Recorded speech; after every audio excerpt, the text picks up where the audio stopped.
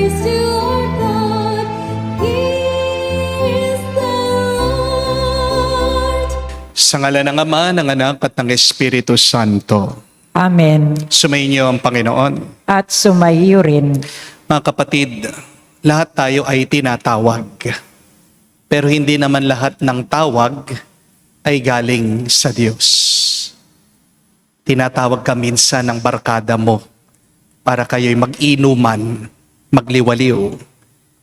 Tinatawag ka ng trabaho mo, mag-overtime. Tinatawag ka ng tiyan mo para kumain. Tinatawag ka ng masama, tinutokso ka. Pero isa lang ang tawag na makakapagpuno sa atin ng kapayapaan. Isa lang ang tawag na magbibigay sa atin ng pagpapala.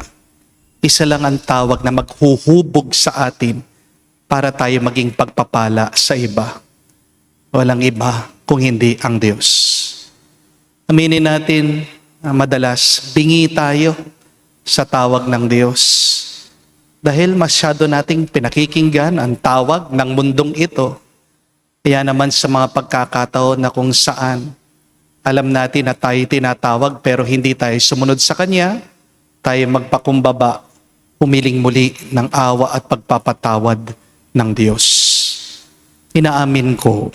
Sa makapangyarihang Diyos at sa inyo mga kapatid, naluba akong nagkasala sa isip, sa salita, sa gawa, at sa aking pagkukulang. Kaya isinasamo ko sa mahal na Birheng Maria, sa lahat ng mga anghel at mga banal, at sa inyo mga kapatid, na ako'y ipanalangin sa Panginoong ating Diyos. Kawaan tayo na makapangyarihang Diyos, patawarin tayo sa ating mga kasalanan, at patnubayan tayo sa buhay na walang hanggan. Amen. Panginoon, kaawaan mo kami. Panginoon, kaawaan mo kami. Kristo, kaawaan mo kami. Kristo, kaawaan mo kami. Panginoon, kaawaan mo kami. Panginoon, kaawaan mo kami. Manalangin tayo. Ama namin makapangyarihan, pakundangan sa pagpapakumbaba ng anak mong masunurin, ibangon mo sa pagkadapa ang sangkatauhang masuwayin. Ipagkaloob mo sa amin ang banal na kagalakan, upang kami sinagip mo sa pagkaalipin ay magkamit ng iyong ligayang walang katapusan. Sa pamagitan ni Jesucristo kasama ng Espiritu Santo, magpasawalang hanggan. Amen.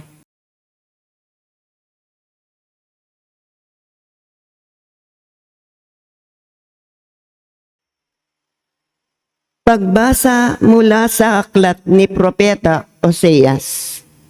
Ang Israel ay tulad ng punong ubas na mayabong at hitik ng bunga.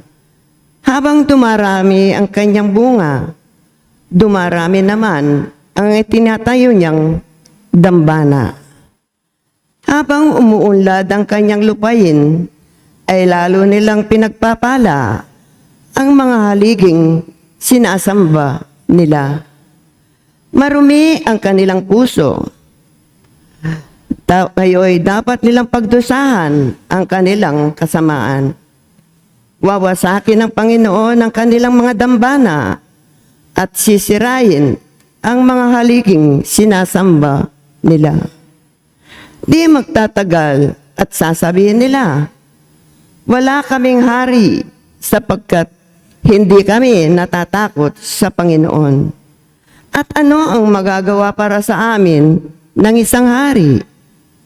Ang hari ng Samaria ay mawawalang parang bula.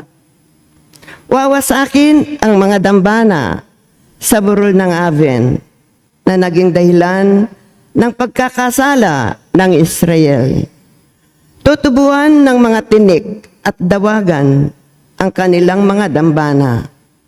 Sasabihin nila sa kabundukan, takpan ninyo kami, at sa kaburulan, tabunan ninyo kami.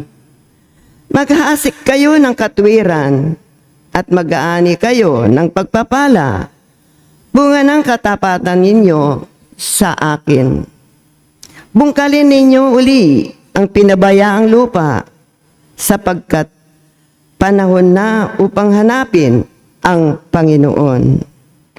Lalapit siya sa inyo at pauulanan kayo ng biyaya. Ang salita ng Diyos. Salamat sa Diyos. Hanapin ang puwan lagi, sa harap niya'y manatili. Hanapin ang poon lagi, sa harap niya'y manatili. Siya ay purihin, suubin ng awit, ating papurihan. Ang kahahangang mga gawain niya'y dapat na isaysay. Tayo ay magalak, yamang lahat tayo ay tunay na Kanya. Ang Kanyang pangalan, ang pangalang banal, napakadakila.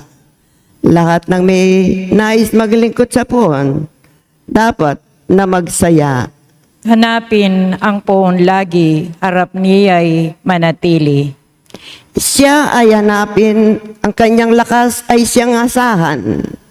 Siya ay hanapin upang mamalagi sa kanyang harapan. Ating kunetayin ang kahanga-hanga niyang mga gawa, ang kanyang paghatol, gayon din ang kanyang ginawang himala. Hanapin ang poon lagi, sa harap niya'y manatili. Ito'y nasaksihan ng mga lipit anak ni Abraham, gayon din ang lahat ng anak ni Jacob na kanyang hinirang. Ang Panginoong Diyos ay ang Panginoon. Siya ang ating Diyos. Sa kanyang paghatol ay ang nasasaklaw, buong sansinukob. Hanapin ang poon lagi, sa harap niya'y manatili.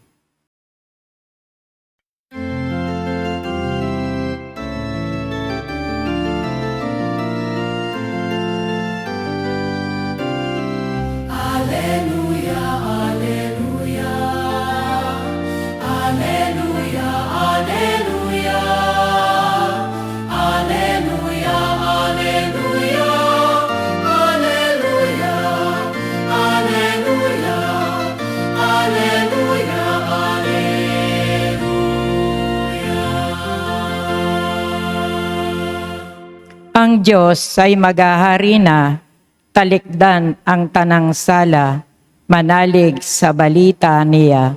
Aleluya, aleluya. Sumainyo ang Panginoon. At sumayo rin. Ang mabuting balita ng Panginoon ayon kay San Mateo. Papuri sa iyo, Panginoon. Nung panong yun, tinipon ni Jesus ang 12 alagad at binigyan ng kapangyarihang magpalayas ng masamang espiritu at magpagaling ng mga may karamdaman. Ito ang pangalan ng 12 apostol. Si Simon na tinatawag na Pedro, si Andres na kanyang kapatid, sina Santiago at Juan na mga anak ni Zebedeo, sina Felipe at Bartolome, si Tomas at si Mateo na publikano, si Santiago na anak ni Alfeo at si Tadeo, si Simon Makabayan at si Judas Iscariote, ang nagkalulo kay Jesus. Ang 12 ito sinugo ni Jesus at kanyang pinagbilinan. Huwag kayong pupunta sa lugar ng mga hentil o sa alinmang bayan ng mga Samaritano. Sa halip ay hanapin ninyo ang mga nawawalang tupa ng sambayanan ng Israel. Pumayo kayo at ipangaral ninyo na malapit na ang paghahari ng Diyos. Mga kapatid, ang mabuting balita ng ating Panginoon. Pinupuri ka namin, Panginoong Yesukristo. Magandang araw po muli sa inyong lahat. Welcome po sa ating banal na misa. Meron pong isang scholar o eksperto sa Biblia. Ang minsan nagsabi, kung mag-a-apply daw po ang 12 apostol sa pagkapari, malamang karamihan sa kanila hindi po matatanggap, hindi po matatapos sa pagkapari. Bakit? Dahil lahat daw po sila ay may sabit. Lahat sila ay may kahinaan. Lahat sila ay may masamang nakaraan. Isa-isahin po natin. Si San Pedro, mainitin ang ulo. Padalos-dalos, 3 beses nga, di ba? Pinagkanulo niya, dininay niya ang ating Panginoong Hesukristo. Si San Mateo, isang tax collector, tinuturing traidor ng sarili niyang mga kababayan. Si Simon na makabayan, o tinatawag na Zealot, dating revolusyonaryo, handang gumamit ng dahas. Si San Bartolome, prangka, walang preno kapag nagsasalita. Naalala nyo, sinabihan niya ang ating Panginoong Hesukristo, may mabuti bang maaaring manggaling sa Nazareth? Si Santo Tomas, matapang naman, pero mapagduda. Hindi daw siya maniniwala hanggat hindi niya mahawakan ang mga sugat ni Jesus. Sina Santiago at Juan, gustong maupo daw sa kanan, sa kaliwa ni Jesus. Mga ambisyoso. At syempre, sino bang makakalimot kay Judas? Ang taong pinagpalit niya ang kanyang guro, ang kanyang kaibigan, sa iilang kapirasong pera lamang. Kung tutuusin, wala ni isa sa kanila ang may perpektong resume. Pero ang tanong, bakit sila ang pinili ng Diyos? Kung alam ng Diyos ang kanilang mga kahinaan, kung alam ni Jesus ang kanilang mga pagkakamali, kung alam niya hindi naman pala sila perpekto, bakit pa sila ang kanyang pinili? Bakit sila ang sinugo sa mga nawawalang tupa ng Israel? Bakit sila pa binigyan ng kapangyarihan, magpagaling sa mga may sakit, magpalayas ng mga demonyo, at ipangaral ang kaharian ng Diyos? Hindi po ba mas maganda sana kung ang pinili ng ating Panginoong Hesukristo, yung mga matatalino? Sana, umpisa pa lang, pinili ni Jesus yung mga pinakamayaman, pinakabanal, yung mga pinaka-perpekto. Di sana mas mabilis yung naging misyon. Pero iba ang pamamaraan ng Diyos.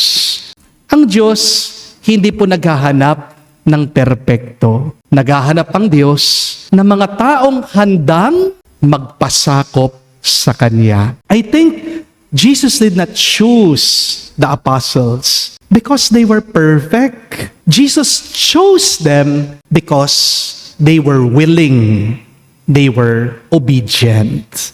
At yan din po ang hinahanap niya sa atin. Wala naman po talagang perpekto sa atin. Pero ang magiging pagkakaiba natin sa ibang makasalanan ay kapag handa tayong sumunod sa Diyos.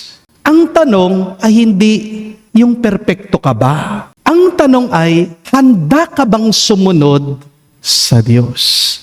Handa ka bang magpatawad kahit na mahirap at masakit? Handa ka bang magmahal kahit na paulit-ulit kang sinasaktan? Handa ka bang magsisi at magbago? Handa ka bang maglingkod kahit na walang gantimpala? Kahit na walang recognition? Kahit na walang pumapalakpak sa'yo? Handa ka bang gawin mo ang tama kahit na ang lahat pinipili ang mali? Mga kapatid, mas gusto po ng Diyos yung pusong masunurin kesa sa isang utak na napakatalino nga, pagkatigas-tigas naman ng ulo. Hindi po ba? Kaya nga po sa Biblia, hindi naman sinabi ng Diyos kay David, magaling ka, kaya ikaw ang pinili ko. Hindi rin naman sinabi ni Yahweh kay Moises, magaling ka magsalita, kaya ikaw ang sinugo ko. Sa katunayan nga po, kung babasahin yung Biblia, nauutal pa nga si Moises kapag nagsasalita eh. Hindi rin sinabi ng Diyos kay Jeremias, matanda ka na, kaya bagay kang maging propeta. Bata pa nga po si Jeremias noon, nung pinili siya ng Diyos na maging propeta. Hindi rin po sinabi ng Diyos kay Gideon, matapang ka, kaya ikaw ang pinili ko. Kabaliktaran nga eh, matatakutin si Gideon. Ang pinili ng Diyos ay yung mga taong nagsasabi, Panginoon, narito ako. Kapatid, tandaan niyo ito. God is not looking for your ability. God is looking for your availability. Pwede ka ba? Maaari ka ba? Available ka ba? Hindi hinahanap ng Diyos yung galing mo. Hinahanap ng Diyos kung pwede ka ba niyang gamitin. Dahil ang kakayahan, ang talino, ang galing, kayang ibigay ng Diyos sa iyo yan. Amen? Pero kung hindi ka naman papayag na hawakan ka ng Diyos, walang kwenta, walang halaga. Ang pusong masunurin, ikaw lang ang makakapagbigay niyan sa Diyos. Amen? Kaya kahit na gaano ka kagaling, kung hindi ka marunong sumunod, maaari mong gamitin ang galing mo para makapanakit ka ng kapwa mo. Pagkatali-talino mo man, kung hindi ka naman masunurin sa Diyos, maaari mong gamitin yung iyong isip, yung iyong talino para manloko ka, mag-scam ka, magbudol ka ng ibang tao. Di po ba? Pagkayaman-yaman mo man, kung hindi ka naman masunurin sa Diyos, maaari mong gamitin ang pera mo para mang-abuso. Pagkaganda-ganda mo man, pagkagwapo-gwapo mo man, kung wala kang pagsunod sa Diyos, maaari mong gamitin yung kagandahan mo, kagwapuhan mo para magtukso ng iba o para magyabang ka lang. Napaka-impluwensya mo man. Kung hindi ka sumusunod sa Diyos, maaari mong iligaw ang napakaraming tao. Listen to this. Remember this. Character is always greater than charisma. Obedience is always greater than talent.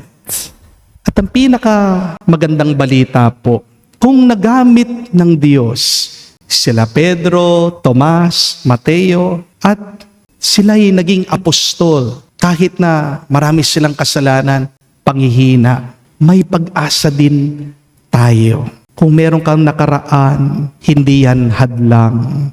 Kung marami ka man pagkakamali, hindi yan katapusan. Kung maraming nagsasabi sa iyo, hindi ka karapat-dapat, hindi yun ang huling salita. Tandaan niyo po ito, God does not call the qualified, but God always qualifies the called. Hindi pinipili ng Diyos yung mga handa na. Inihahanda ng Diyos ang mga pinipili niya. Kung susunod ka sa Diyos, makakaranas ka ng napakaraming pagpapala at himala sa buhay mo. Kaya nga tandaan niyo po, balikan niyo ang Biblia. Nung sumunod si Noah sa Diyos, nung gumawa siya ng pagkalaki-laking bangka, wala pa naman tubig. Sinong naligtas sa baha? Diba? Si Noah at ang kanyang pamilya. Nung sumunod si Abraham sa Diyos, hindi lang siya nagkaroon ng anak, umami pa yung lahi niya. Nung sumunod si Pedro kay Jesus, pinigay ng ating Panginoon ang susi ng langit sa Kanya. At nang sumunod ang ating mahal na ina, si Maria, sa kagustuhan ng Diyos, isinilang ang Mesiyas, ang ating Panginoong Jesucristo, para maligtas tayo sa ating mga kasalanan. Tingnan nyo na po mga kapatid, sa bawat pagkakataon, ang pagsunod sa Diyos ay nagiging daan ng himala. Kaya huwag ka magtataka, bakit walang milagro sa buhay mo? Baka naman wala kang ibang sinusundan kung hindi yung gusto mo. Hindi po ba? Tanungin mong yung sarili, sino bang sinusundan mo? Ang Diyos o yung gusto mo lang? Be honest. Who are you really following? Are you really following God? Or are you just following your own desires? Tandaan po natin, God's miracles are often hidden behind simple acts of obedience. Yung mga hinihingi ng Diyos sa iyo, hindi naman mahihirap Yung tawag ng Diyos sa iyo, simple lang. Pero bakit nagiging pabigat? Kasi inaayawan mo siya. Amen? Bakit napakahirap sa iyo? Kasi hindi mo binibigay ang puso at loob mo sa Kanya. Before God changes your situation, God will first ask you, will you follow me? Bago man magbago yung sitwasyon mo, ang unang-unang mahalaga ay sumusunod ka ba sa Kanya? Alam ko po, marami sa inyo, mga araw-araw na nagsisimba sa ating online mass, pagkadami-dami ng problema. Amen? Ayaw niyo pa sumagot. Alam ko, hindi niyo kailangan sabihin sa akin. Marami sa inyo lubog sa utang. Amen? Marami sa inyo may sakit. Marami po nanonood, nagsisimba, na-stroke, na-paralyze. Meron na rin po, hirap na hirap, sumusuko na dahil nagkikimo, nagdadialysis. Meron din po mga kapatid natin, OFW, homesick na sa abroad, gustong umuwi sa Pilipinas. Meron din po, sawa na, suko na, gusto makipaghiwalay sa kanilang mga asawa kasi paulit-ulit na lang yung pagkakasala nila. Minsan, ang dami po nagtatanong, kaya pa bang baguhin ng Diyos ang aking sitwasyon? Ang sagot po dyan, oo naman. Amen? Pero ang mas mahalagang tanong ay, payag ka ba na baguhin ng Diyos ang buhay mo? Kasi ang daming gustong gumaling, pero ayaw naman nilang baguhin yung diet nila.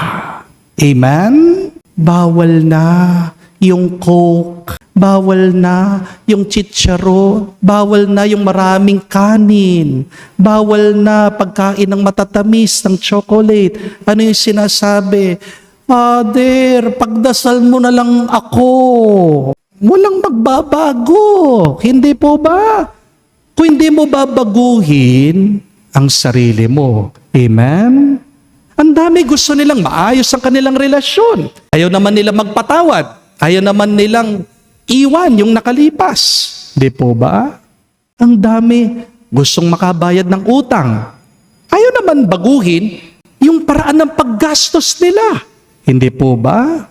Kaya walang nagbabago. Kasi matigas ang ulo. Kaya walang nagbabago kasi matigas din ang puso. Hindi lang po ang isip natin ang nag-iisip. Hindi lang po ang utak natin ang may isip. Tandaan niyo po, pati ang puso nag-iisip. Kaya nga nag-aaway yung dalawang yan eh. Hindi po ba? Baguhin mo ang pag-iisip mo. Baguhin mo ang pag-iisip ng puso mo. Ituon mo sa Diyos. Magbabago ang sitwasyon mo. Magiging mas mabuti, magiging mas maganda. Amen? Mga kapatid, tandaan niyo po ito. Basta't may willingness, darating ang grace. Kapag may obedience, susunod ang blessing. Kapag binigay mong oo mo sa Diyos, siya nang bahala, gagawin ang lahat ng bagay para mas mapabuti ang iyong sitwasyon ngayon. Huwag mong kalimutan, hindi hinahanap ng Diyos ang mga perpekto. Ang hinahanap lang niya ay yung pusong handa na magsabi, Panginoon, narito ako. Panginoon, handa ako, ubugin mo. At ipahayag mo ito. Sumunod ka sa Kanya, araw-araw, at mararanasan mo. Mapupuno ka ng pagpapala at makakaranas ka pa ng himala ngayon hanggang sa magpa sa walang hanggan. Amen.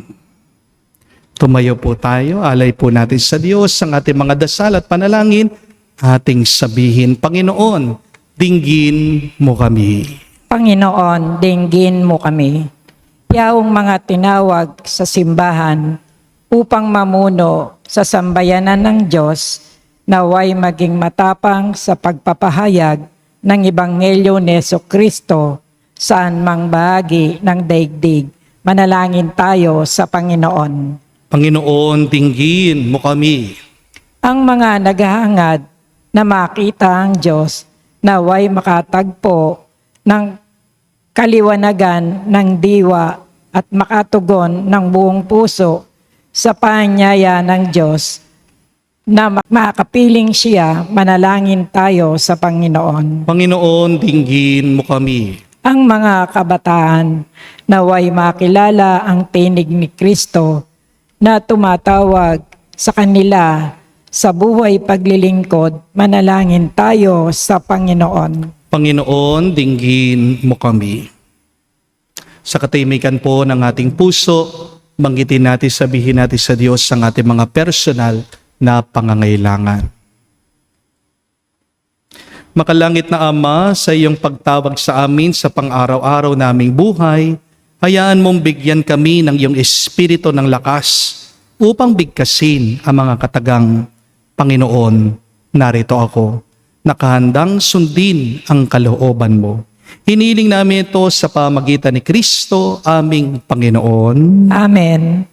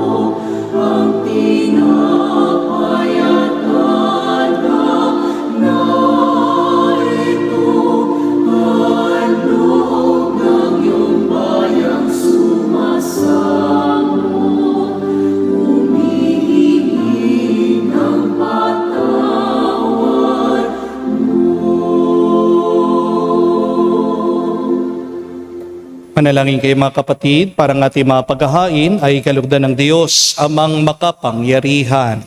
Tanggapin nawa ng Panginoon itong paghahain sa iyong mga kamay, sa kapurihan niya at karangalan, sa ating kapakinabangan at sa buong sambayanan niyang banal. Ama naming lumikha, ang paghahain namin sa iyong ngalan ay siya nawang sa amin dumalisay, upang ito ay maging pagganap araw-araw ng aming paglipat sa buhay sa kalangitan. Sa pamagitan ni Jesucristo kasama ng Espiritu Santo, magpa sa walang hanggan. Amen. Sumainyo ang Panginoon. At sumayo rin. Itaas sa Diyos sa inyong mga puso at diwa. Itinaas na namin sa Panginoon. Pasalamatan natin ang Panginoong ating Diyos. Marapat na siya ay pasalamatan. Ama namin makapangyarihan, tunay nga marapat ikaw ang aming pasalamatan. Kinalugod mong likhain ang sanlibutan na iyong pinagbabago at dinarangal sa pamagitan ng iyong anak na kinalulugdan. Kaya't utang na loob ng iyong mga tinatangi at ng mga banal na kapiling mo lagi, ng iyong pag-iliw at pagkakandili. Kaya kaisa na mga anghel nagsisiawit ng papuri sa iyo, nang walang humpay sa kalangitan, kami nagbubunyi sa iyong kadakilaan.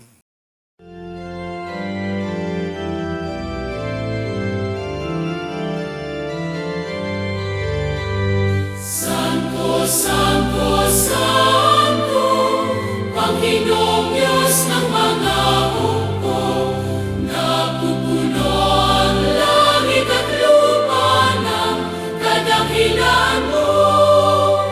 Hosana, Hosana, sa kainasan, pinagpalang na paririto sa ngalan ng Panginoon.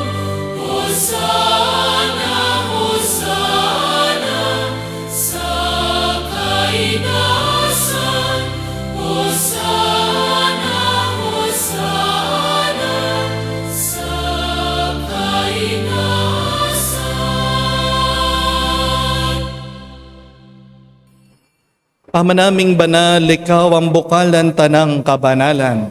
Kaya't sa pamagitan ng iyong Espiritu, gawin mong banal ang mga kaloob na ito, upang para sa amin maging katawan at dugo ng aming Panginoong Jesucristo.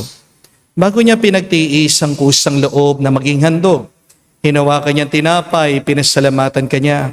Pinaghati-hati niya iyon, inabot sa kanya malagad at sinabi, "Tanggapin ninyong lahat ito at kanin. Itong aking katawan na ihahandog para sa inyo."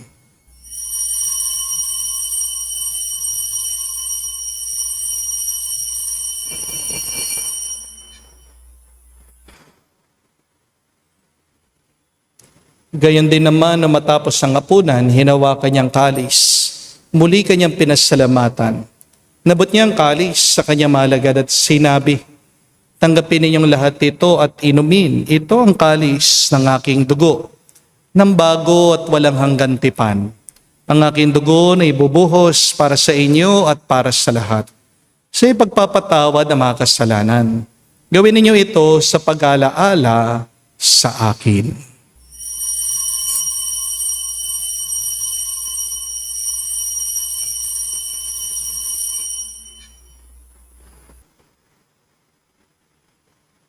Ang misteryo ng pananampalataya.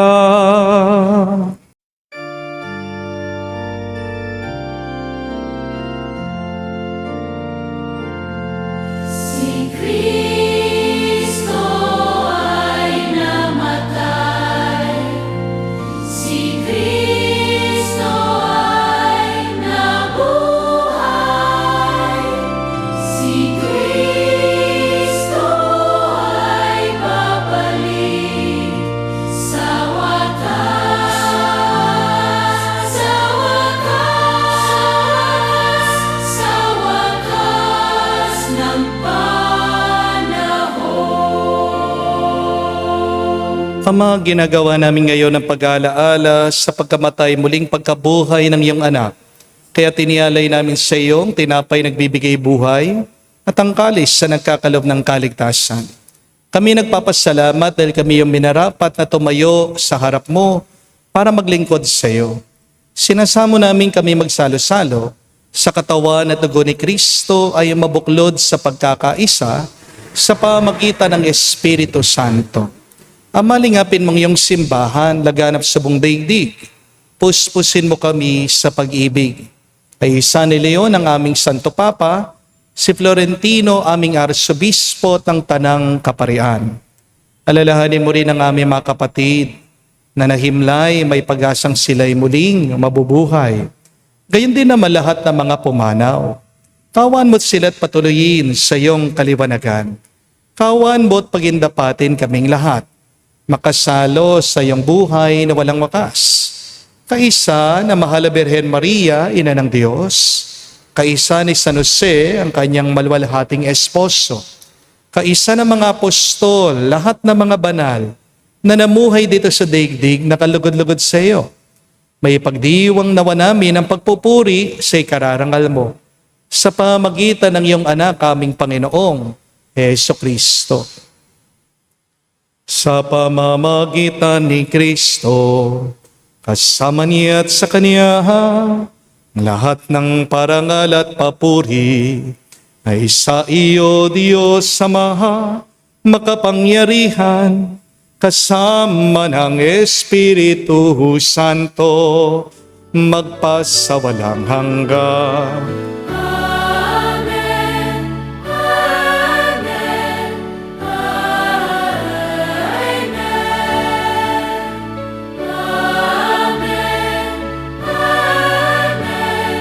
Amen. Sa nakagaling na utos sa turo ni Jesus sa Panginoon natin na Diyos, ipahayag natin ang lakas, loob.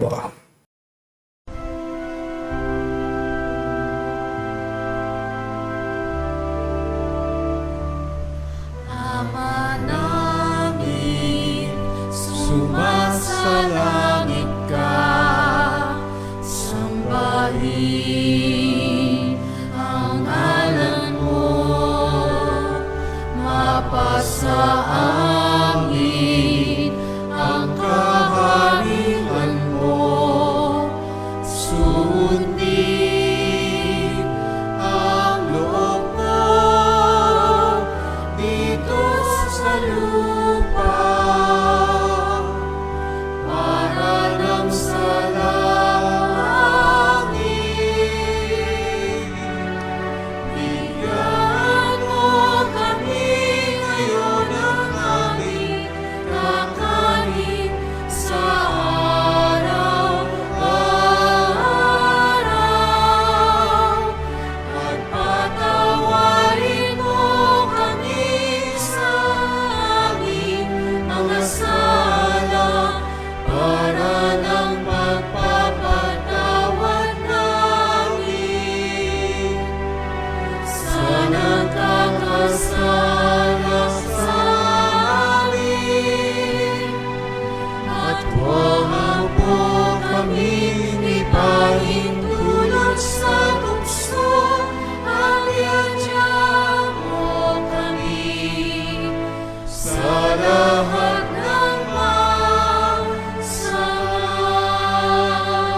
Hiniling namin kami, Diyos, sa lahat ng masama, pagkalooban ng kapayapaan araw-araw, ligtas sa kasalanan, ilayo sa lahat ng kapamakan, samantalang aming pinanabikan ang dakilang araw na pagpapahayag ng tagapagligtas naming si Jesu Kristo.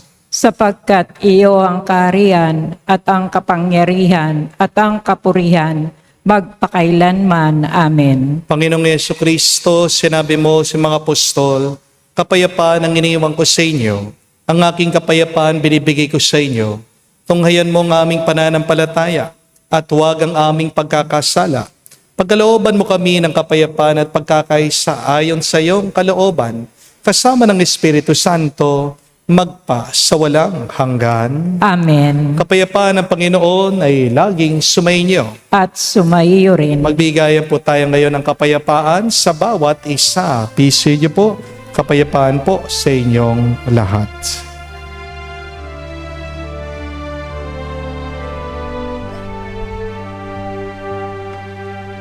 Kordero ng Diyos na nag-aalis ng mga kasalanan ng sanlibutan, maawa ka sa amin. Maawa ka sa amin. Kordero ng Diyos na nag-aalis ng mga kasalanan ng sanlibutan, maawa ka sa amin. Maawa ka sa amin. Kordero ng Diyos na nag-aalis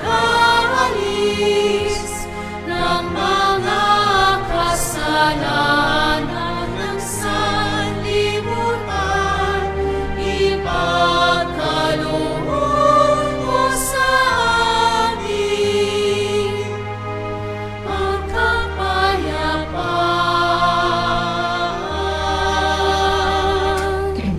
Mga kapatid, naririto ang ating Panginoong Jesucristo, ang Kordero ng Diyos. Siya nag-aalis sa mga kasalanan ng sanlibutan. Mapalad tayong lumalapit sa piging ng Kordero. Panginoon, hindi ako karapat-dapat na magpatuloy sa iyo, ngunit sa isang salita mo lamang ay gagaling na ako.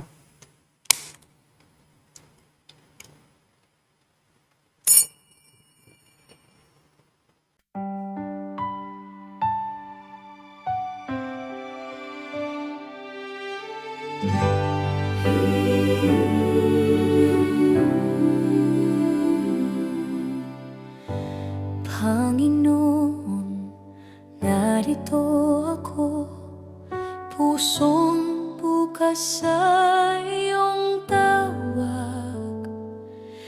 Sa bawat hakbang ng aking buhay, ikaw ang ilaw at aking gabay. Narito ako, handang sumunod sa iyo, buong buhay ko'y iniaalay sa iyo, sa iyong pag-ibig. Ako'y maglilingkod, sa iyong kalooban ako'y tutugon. Ikaw lamang ang susundin ko.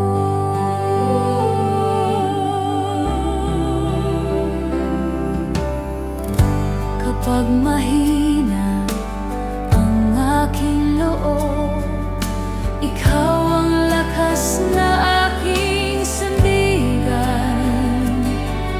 Sa bawat araw na iyong kaloob, pag-ibig mo'y aking isa sa buhay. Narito ako, handang sumunod sa iyo, buong buhay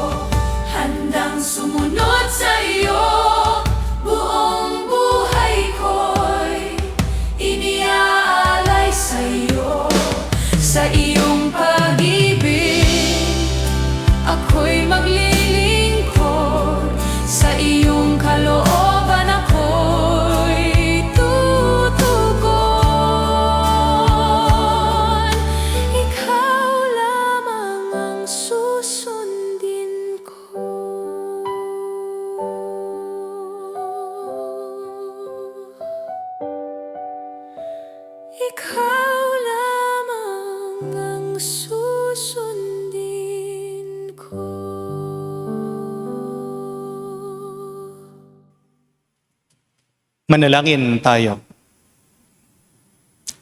Ama namin mapagmahal, kami yung pinapakinabangan ay loobin mo laging lumingon sa pinanggalingan na tinanggap namin ngayon para pagsaluhan sa pamagitan ni Jesucristo kasama ng Espiritu Santo magpa sa walang hanggan. Amen.